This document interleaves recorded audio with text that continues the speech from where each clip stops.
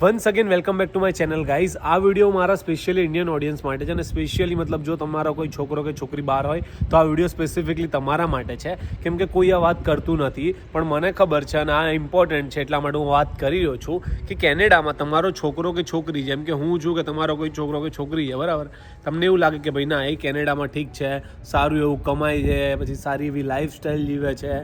હવે તમારું શું મતલબ પછી, જેમ કે લેટ સપોઝ કે તમારી ઉંમર 50 વર્ષ 55 વર્ષ કે 60 વર્ષ છે, કેમ કે ઘણા બધા લોકો મને અહીંયા પૂછે, હું ઘરે જાઉં ને એટલે મને પૂછે અહીંયાના જે કેનેડિયન્સ હોય ને કે તમારા મમ્મી પપ્પા શું કેનેડા આવશે મતલબ ક્યારે. તો મારો જવાબ સિમ્પલ ના હોય, કેમ કે મને ખબર છે કે આપણે ઇન્ડિયન કલ્ચરમાં કેવું છે કે આપણને વાતો કરવા જોઈએ, આપણને કોઈક ને કોઈક જોઈએ એમ જોડે, આપણે એમને બેસી ના રહીએ. અને જો આપણે બેસી રહીએ તો પછી કોઈ મતલબ જ નહીં. જેમ કે અહીંયા કેવું કે મોસ્ટલી અહીંયા લોકો નોકરી કરતા હોય કાં તો કંઈ નહીં, મતલબ એમ કે ભાઈ ના બેસી તો ના જ રહે એમ, કાં તો ફોન, બીજું કંઈ નહીં. હવે તમે લેટ સપોઝ અહીંયા આવે તો તમારે શું જોબ વોબ કરવાની હશે, કદાચ તમે જોબ ના કરો તો પછી પતી જ ગયું મતલબ એમ. કેમ કે ઘરે રહીને, જેમ કે આ તમે મારી પાછળ ઘર જોઈ શકો છો બરાબર, આખું ખાલી છે. અને કેવું કે હવે આપણા મમ્મી કે પપ્પા અંદર હોય અને મતલબ 1 મહિનો 2 મહિના 3 મહિના પછી કેવું કે મગજ ઠેકાણે ચડે એમ, મગજ સરખી રીતે કામ કરવાનું બંધ કરી દે, આપણને મજા ના આવે. કેમ કે આપણે એવી જગ્યાએ જ રહેલા છીએ કે જ્યાં ભાઈ ના આજુબાજુ ઓલવેઝ મતલબ કોઈક ને કોઈક હોય, તમારી સાથે કોઈક બોલવા આવે કે ભાઈ ચાલવા આવે કે વોટેવર.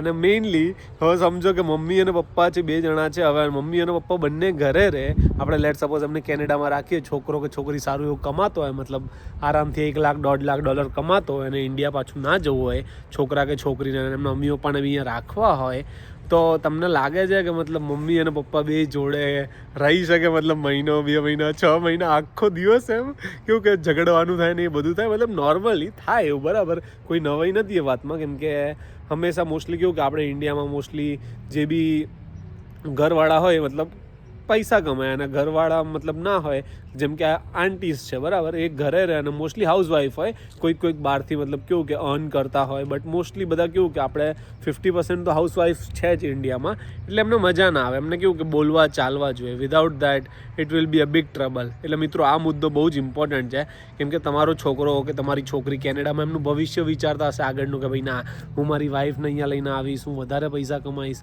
હું મારા છોકરાઓને અહીંયા લઈને આવીશ, કે હું મારા છોકરાઓને સિટીઝનશીપ અપાવીશ. હા, તમારા છોકરાઓને સિટીઝનશીપ રાઈટ હવે મળી જશે બરાબર, પણ પછી આગળનું શું? કેમ કે આ બધું લાઈફમાં વિચારવું પડે, આ બધું વિચાર્યા વગર લાઈફમાં વધારે ડિસિઝન ના લેવાય. હવે મારું જ વસ્તુ સમજો કે ભાઈ ના હું કેનેડામાં છું બરાબર, અને હું મતલબ સિંગલ ચાઇલ્ડ છું, અને ઘણા બધા તમારા મતલબ એવા છોકરા હશે કે જેમને કોઈ ભાઈ બહેન નથી ને કેનેડામાં છે ને તમે ઇન્ડિયામાં છો, રાઈટ? તો કેવું કે મારા પપ્પા થોડા હજુ મતલબ યંગ છે, મતલબ એ બંને એકબીજાની સંભાળ રાખી શકે એમ છે. કેમ કે એટ ધી એન્ડ મા બાપને કેવું કે છોકરાઓ જોઈએ બરાબર, છોકરાઓ એમની જોડે જોઈએ, એવું નહીં કે ભાઈ દૂર છે કે તમને રૂપિયા મોકલે છે, મતલબ જે બી મહિને ભલે ને 50,000 રૂપિયા બી મોકલતા, તો 50,000 રૂપિયાની વેલ્યુ નથી. તમારા છોકરાઓ કે છોકરીઓ તમારી જોડે છે એની વેલ્યુ છે. અને છોકરીઓ તો મતલબ કેવું કે આપણે પારકું કહેવાય ને, પારકું ધન કહીએ એમ, કે ભાઈ ના છોકરીઓને એક દિવસ બીજા ઘરે જવાનું છે, એ છોકરીઓ લિમિટેડ ટાઈમ સુધી હોય પોતાના મા બાપ જોડે. એટલે કેવું કે થોડું વધારે ક્લોઝ રહેવું સારું, કેમ કે એટ ધી એન્ડ બધા એવું જ કહે છે કે આ દુનિયામાં સૌથી મોટી ફેમિલી છે અને સૌથી મોટા મા બાપ છે. હા, માનું છું કે ભાઈ ના એ છે, અને એ લોકો આપણા માટે સપના જોવે છે, મતલબ જેના બી મા બાપ છે એમના છોકરા કે છોકરી માટે સપના જોવે છે, એટલે એમને જોડે રાખવા એ જિંદગીમાં સૌથી વધારે ઇમ્પોર્ટન્ટ વસ્તુ છે બરાબર. નો મેટર પૈસા વૈસા બધું આવે, પણ પછી કેમ કે પછી આપણને રિયલાઇઝ ના થવું જોઈએ, રિગ્રેટ ના થવું જોઈએ, પસ્તાવો ના થવો જોઈએ કે ભાઈ મેં ના કર્યું. એટલે મિત્રો આ વસ્તુનું ખાસ ધ્યાન રાખજો જો તમે કેનેડા આવવાના કે કેનેડામાં છો તો, કેમ કે એ તમે નહીં કરો તો તમે એક વસ્તુ મિસ કરી રહ્યા છો ને બહુ મોટી છે, અને આ મતલબ તમને જિંદગીભર નહીં ભૂલાય. કેમ કે કેવું કે આપણને વસ્તુની વેલ્યુ ના થાય જ્યાં સુધી આપણી પાસે વસ્તુ હોય, પણ કેવું કે કોઈ જતું રહે ને આપણી જોડેથી ત્યારે આપણને વેલ્યુ થાય કે ભાઈ ના આ ટાઈમે મેં આ કર્યું હોત તો બરાબર હોત. એને જ કહેવાય મિત્રો જિંદગી. પણ હા, તમારે બધી જ વસ્તુ સાથે લઈને ચાલવી પડે બરાબર. આ વિડીયો શેર કરી દેજો તમારા મિત્રો સાથે, મતલબ જે બી મતલબ તમારા અંકલ આંટી છે કે જેમના છોકરા વિદેશમાં રહે છે.